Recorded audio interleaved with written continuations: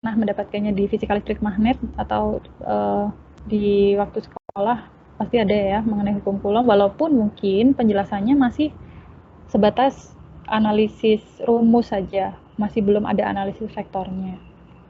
Nah, kita nanti akan pakai si hukum Coulomb ini berdasarkan analisis vektor. Oke, ini adalah penemunya, Charles Augustin de Coulomb, yang merupakan seorang berkebangsaan Perancis, ya. Awal mula medan elektromagnetik ya dari Pak Coulomb ini ya. Nah, dari hasil eksperimennya Coulomb itu menyatakan seperti ini. Jadi sangat panjang kali lebar ini ya bunyi hukumnya, tapi kalau dituangkan dalam bentuk persamaan sebenarnya seperti ini. F ini adalah suatu gaya, ya. Kita sebut sebagai gaya Coulomb. Dia berbanding lurus dengan K. K ini adalah suatu konstanta, ya. Lalu Q1, Q2 ini adalah muatan dari masing-masing objek, dan R kuadrat ini adalah jarak dari keduanya. Jadi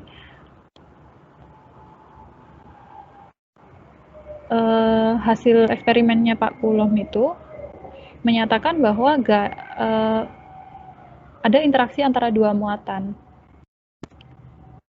yang menghasilkan gaya F dalam Newton, yang mana F-nya itu berbanding lurus dengan besarnya muatan listrik dari tiap muatan dan berbanding terbalik dengan jarak antara keduanya. Artinya kalau jaraknya semakin besar, maka gayanya akan semakin kecil. Logis ya, kalau itu. Muatan listrik Q1 sama Q2 itu bisa bernilai positif atau negatif. Yang mana nanti muatan positif atau negatifnya ini akan mempengaruhi dia ini, F-nya ini tarik menarik atau tolak menolak gitu ya. Nah, K ini adalah konstanta kesetaraan, di mana K itu adalah 1/4pi epsilon 0. Sampai sini masih fresh lah ya ingatan kalian tentang fisika listrik magnet. Di sini ada K sama dengan 1/4pi epsilon 0. Epsilon 0 itu adalah permitivitas ruang hampa dengan satuan farad per meter. Kalau saya jelaskan secara awam ya, permitivitas itu sebenarnya adalah bagaimana suatu muatan listrik itu bisa menembus sesuatu. Dalam hal ini kalau permitivitas ruang hampa ya berarti ruang hampa. Nanti kita akan ada mengenal permitivitas relatif atau epsilon R. Jadi ini adalah permitivitas dari suatu bahan tertentu, yang mana bahan satu sama bahan yang lain tentu berbeda, ya kan? Satuannya adalah farad per meter. Nilainya berapa? Untuk epsilon 0 itu nilainya adalah 8,854 kali 10 pangkat min 12. Ini suatu konstanta ya, berarti nilainya akan seperti ini terus. Atau 1/36 pi kali 10 pangkat min 9 farad per meter.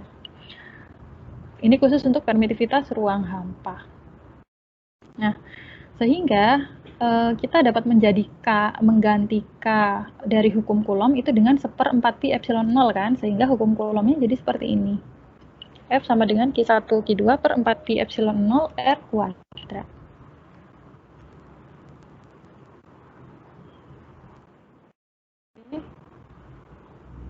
Itu untuk persamaan satuannya, saya lanjut aja ya. Nah, sesuai hukum eksperimental Coulomb, gaya itu bersifat tolak-menolak jika muatannya bertanda sama positif, ya berarti dia tolak-menolak, sama kayak magnet gitu kan ya. Lalu jika muatannya berbeda tanda, maka dia akan tarik-menarik. Nah, maka kita harus menganalisisnya berdasarkan vektornya dong. Ya. Misal ini ada dua muatan, yaitu muatan Q1 dan muatan Q2. Yang mana Q1 terletak di titik 1, Q2 terletak di titik 2 ya. Ini muatannya nih.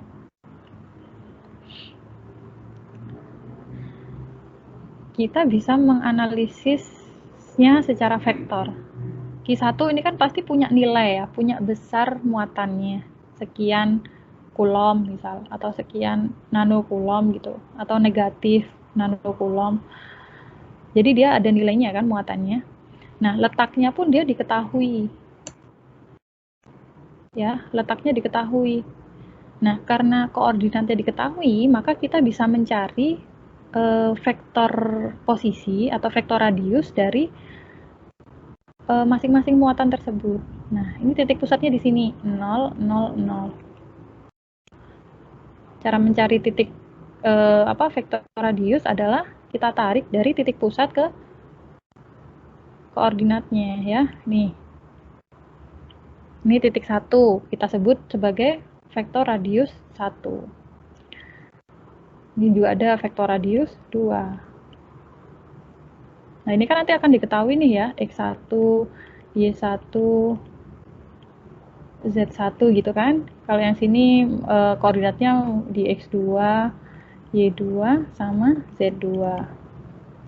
Seperti itu. Oke, sampai sini masih ingat ya, ini sebenarnya analisis vektor biasa kan ya. Nah, sekarang kalau misal ditanya, berapa gaya Coulomb yang timbul karena gaya Coulomb yang timbul di Q2 karena pengaruh Q1. Ingat ada interaksi muatan di sini. Kalau kita ditanya gaya di Q2, kita harus mempertimbangkan ada muatan lain apa di sekitarnya. Gitu ya. Nah, muatan lain di sekitarnya apa? Di sini ada Q1, otomatis Q1 ini akan mempengaruhi gaya yang terjadi di Q2 juga. Gitu. Oke. Nah, berarti di sini ada timbul gaya ya, yaitu gaya F2. Gaya pada titik 2 ini. Nah, kita pakai hukum Coulomb bisa nih. Ya kan? Hukum Coulomb kan seperti ini. F sama dengan Q1 Q2 per 4 Pi epsilon 0 R kuadrat. Kalau yang tanpa analisis vektor. Kalau pakai vektor ya kita harus pertimbangkan arahnya F2 ini kemana. Arahnya kemana? Ke sana gitu. Ke sana itu kalau dituliskan kemana gitu. Itu yang harus kita cari. Makanya di sini ada vektor satuannya.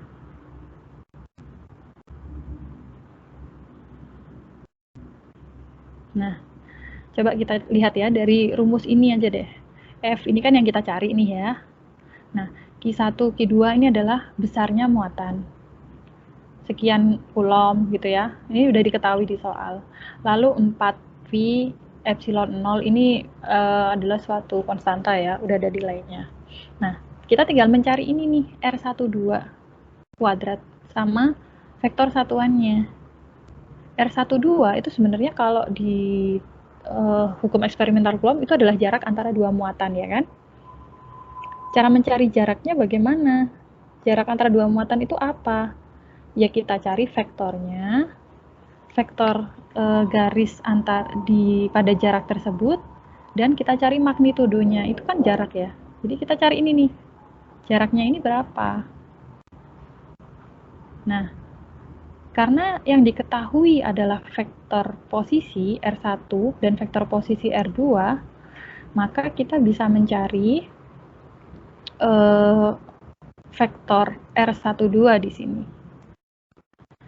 Vektor vektor R12 adalah vektor yang ditarik di titik 1 ke titik 2. Ingat tujuan kita di 2 kan? Yang ditanya 2 kan? Berarti ini kita sebut sebagai R12. R12 kalau kita rumuskan pakai teori vektor itu kan kita bisa mencarinya dengan vektor posisi R2 dikurangi vektor posisi R1. Kebalikannya ya, yang belakang dulu baru dikurangkan dengan yang depan. Nah, ini kan bisa dicari ya karena koordinatnya udah diketahui, R1 juga bisa. Sehingga kita bisa memperoleh R12-nya. Gitu. Lalu ini ada vektor satuan.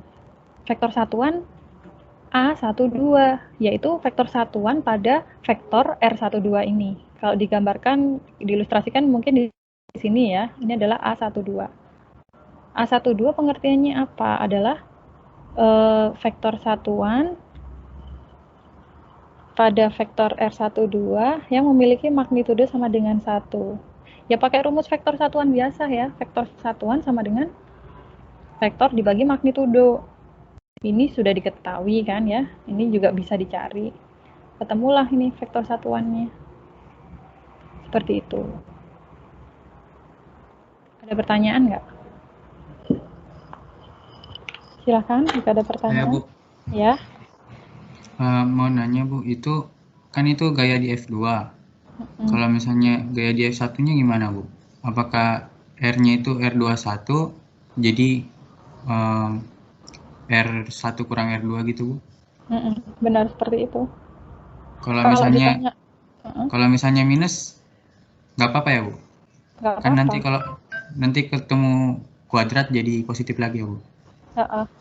Itu kenapa yang di sini lagi Makasih pula Bu. kalaupun misal ya sama-sama kalaupun yang di sini ini kan magnitud ya. Magnitud itu ingat tandanya magnitud adalah mutlak. Mutlak apa artinya selalu positif nih. Apalagi di kuadratin dia akan positif. Jadi yang di sini itu nilai positif negatifnya bukan karena pengaruh R12 ini, tapi karena pengaruh muatan itu sendiri. Misal muatannya memang udah negatif gitu ya. Dia kan tandanya hasilnya akan minus di sini. Seperti itu. Kalau misal ditanya gaya di satu di Q1 berarti kita gambarkan aja. Gaya di Q1 berarti kan R-nya jadi R21 ya.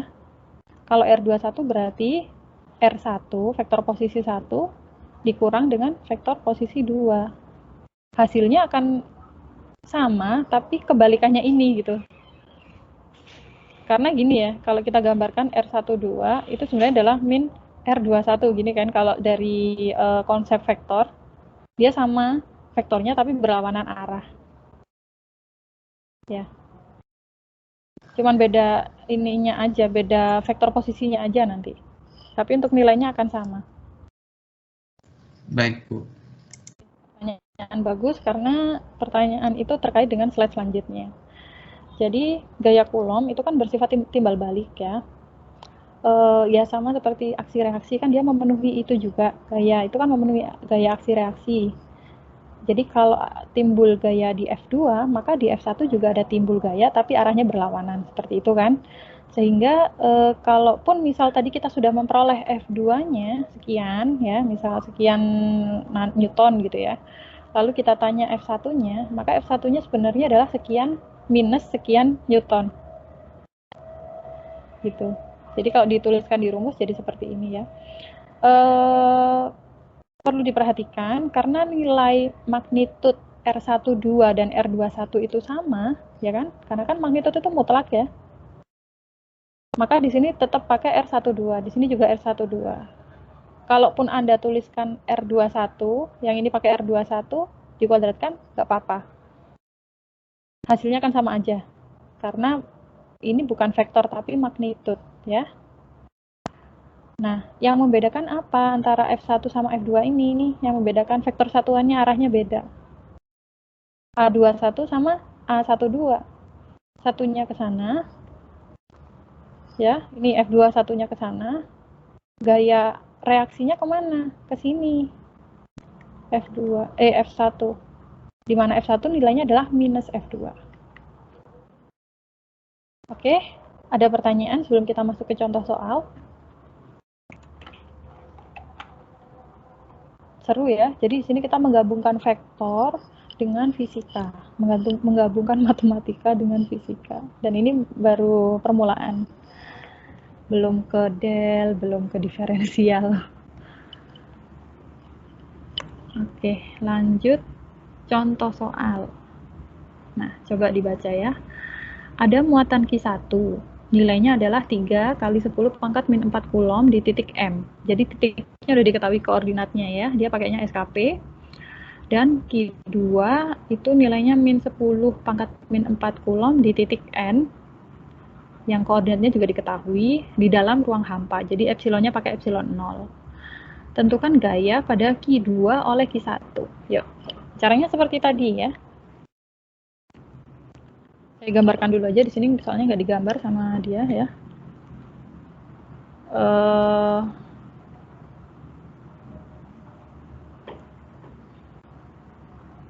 Saya gambar 3 dimensinya aja apa ya?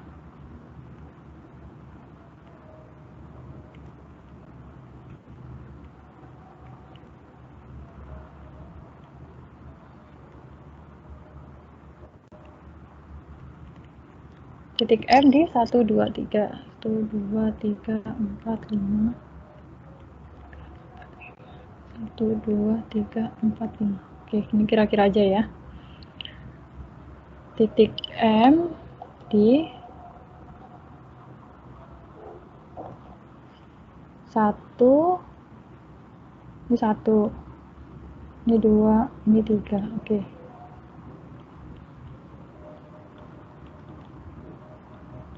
Kalian boleh pakai cara apapun ya yang menurut kalian paling mudah dipahami. Oke, ini di sini nih titik M.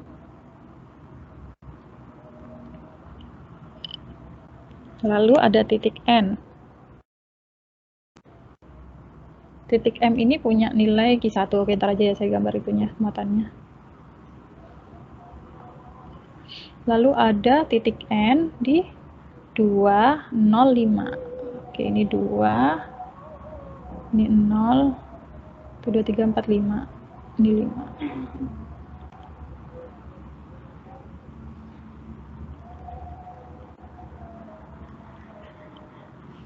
Di sini ya, ini adalah titik N. Oke, ini sudah ada gambarnya. Di mana titik M itu ada muatan Q1, ya kan? Di mana di M itu ada muatan Q1, lalu di sini ada Q2. Nah, yang ditanyakan adalah tentukan gaya pada Q2 oleh Q1. Oke, ini seingat saya ini ada contoh. Ini salah satu soal UTS ada yang seperti ini ya. Jadi kalian diminta untuk menggambar. Seperti ini. Lalu apa yang kita lakukan nih setelah ini?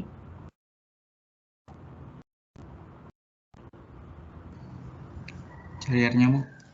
Cari R-nya dulu ya. Kita cari vektor posisinya dulu.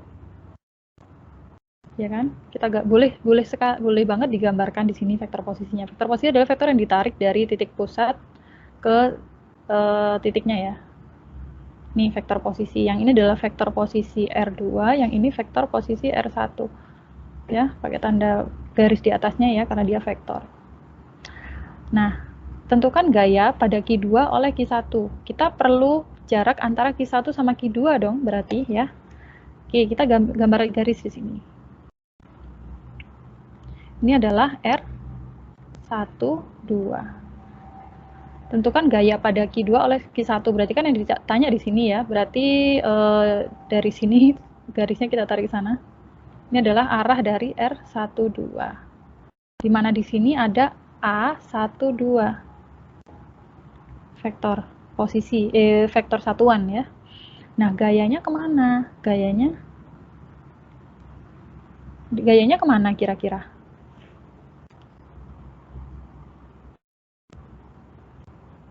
Gayanya ke sana atau ke sono? Lurus ke Q2, Bu. Lurus ke Q2. Lurus ke Q2 berarti gimana nih? Ke arah Q2. Iya. Oke, coba kita lihat lagi ya. Ini saya kasih warna ungu. Nih, coba dilihat muatannya. Muatan Q1 positif, muatan Q2 negatif. Berarti gayanya kemana? Kalau yang gimana? Tarik menarik kan, Bu? Tarik menarik ya. Tarik menarik berarti ke yang ditanyakan gaya pada Q2 oleh Q1. Berarti gayanya tarik menarik. Jadi ke sini gayanya. Ini adalah F2.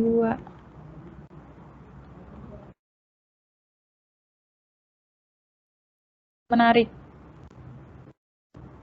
Jadi kalau mau melihat kira-kira gayanya ke arah Q1 atau justru menjauhi Q1 ya, itu adalah dilihat dari tanda di muatannya ya. Kalau sama berarti ya tolak menolak. Kalau sama berarti ke sana nih nanti F2-nya. Tapi kan karena ini tarik beda, satu positif satu negatif berarti tarik menarik Berarti Q2 sama Q1 tuh dia akan saling tarik-menarik. Gayanya otomatis ke arah Q1. Paham nggak di sini? Paham? Kalau nggak paham akan saya ulangi lagi.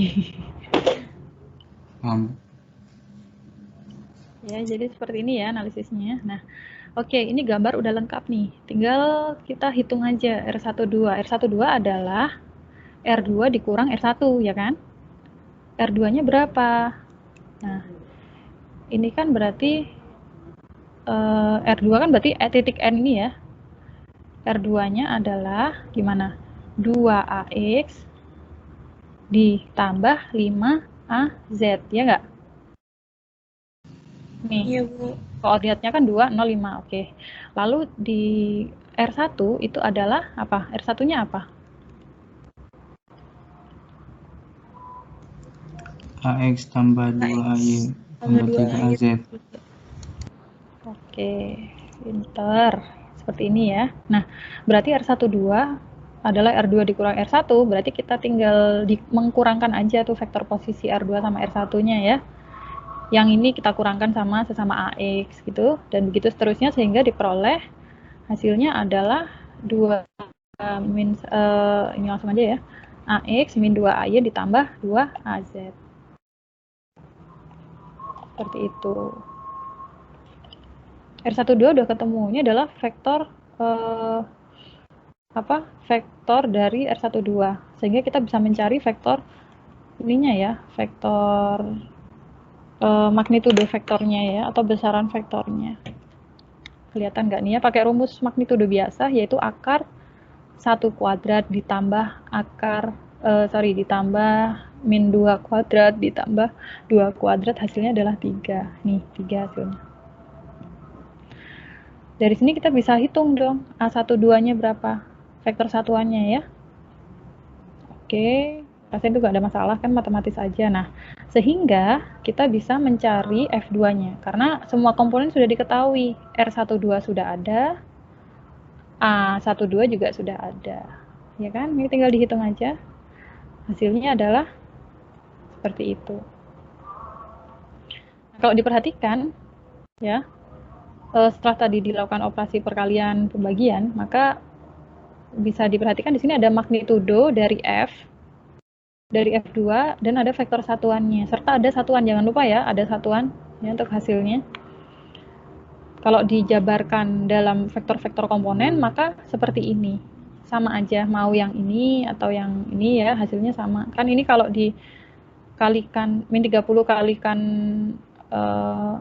ya ini kita substitusikan ke sini kan, hasilnya akan seperti ini ya. Min 10AX plus 20AY min 20AZ Newton. Oke, berarti F2-nya itu adalah ini, sebesar ini. Kalau ditanya, berapakah besarnya gaya? Jawabannya berapa? Gaya Coulombnya besarnya berapa?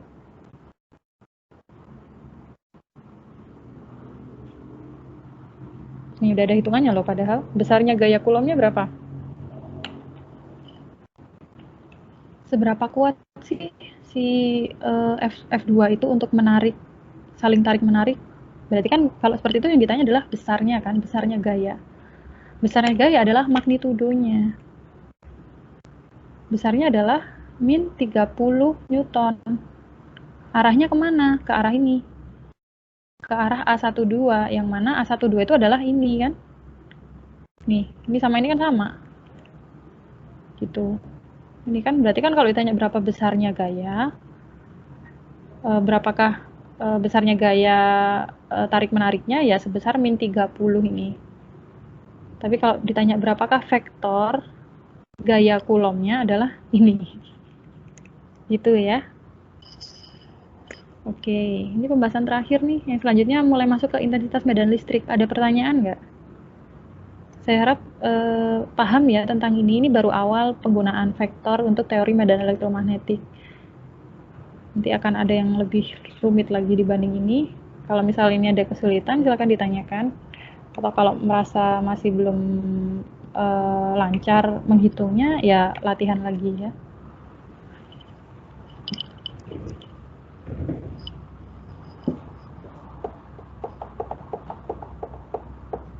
Ada pertanyaan? Nggak ada? Belum, Bu. Belum. Udah jelas ya penjelasan saya? Kalau ada yang malu bertanya sekarang nggak apa-apa, nanti bisa WA saya aja ya buat tanya. Ya syukur-syukur udah jelas. Jadi bisa harusnya ya ngerjakan soal seperti ini waktu UTS. Oke, kalau nggak ada pertanyaan, ini kita lanjut minggu depan aja mengenai intensitas medan listrik. Lanjutan dari hukum Coulomb sebenarnya ya. Tapi saya rasa untuk hari ini cukup sampai segini, ini udah lumayan banyak dan lumayan bikin haus ya.